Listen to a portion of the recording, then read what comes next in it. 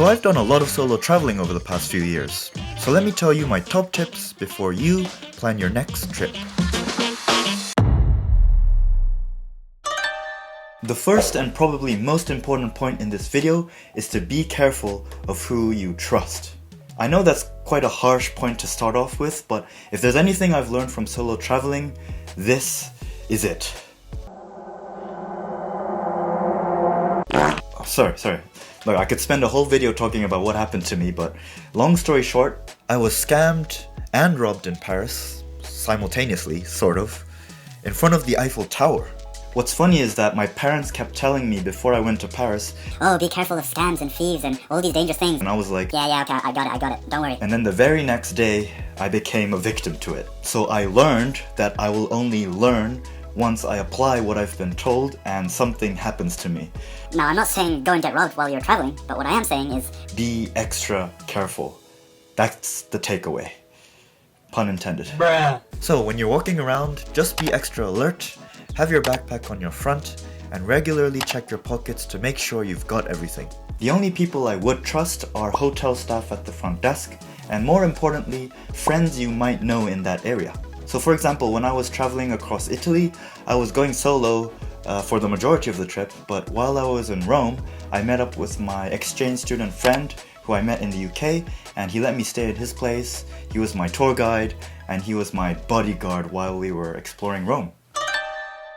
Who you trust is very important, but where you trust is also very important. My next point is that you should always try to look for accommodation that's near the train station.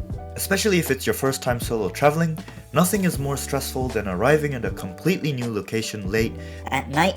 Your phone's about to die and you don't even know where your hotel is. I know that's a nightmarish scenario, but I'm saying this because this has actually happened to me when I arrived at Amsterdam at 11 PM because my train from Cologne was cancelled. But the lesson here is to prioritize convenience over cost, especially if you're inexperienced. Yes, accommodation near the train station is going to be more expensive, but think of it as an extra layer of security. Of course, if you've solo traveled many times in the past, or you've visited a certain place many times, then maybe I would venture out a bit more, go a bit cheaper, go a bit further, get out of your comfort zone. But whatever you decide to do, remember to check the online reviews. But to put it simply, safety first. Here's a question for you. Are you the type of person that likes to Plan every single detail of everything you do? Or are you the complete opposite? Couldn't care less, just go empty-handed and improvise as you go along. Well, whatever your answer is, try to combine the two approaches when you're solo traveling. In other words, the preparedness of your trip should be on a spectrum, not strictly just one or the other.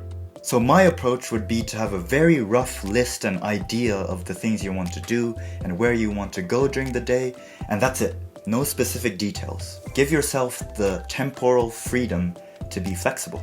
You might decide on the day that you actually want to spend a bit longer or shorter on some things, like maybe if you find something else interesting, or you might just want to walk around the city because you enjoy the view, or worst case, your train just gets cancelled again. Bruh. So here's an actual plan that I made when I went to Italy.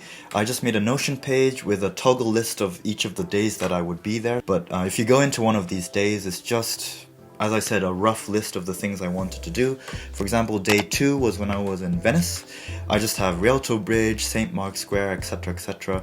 The only time I put was when I had a specific appointment, 5:30, where I had to go up the St. Mark's Bell Tower. That was the only appointment I had, but if you see underneath that, getting lost in Venice, because that is part of the fun of going to Venice. So, as I said, make it very non-specific.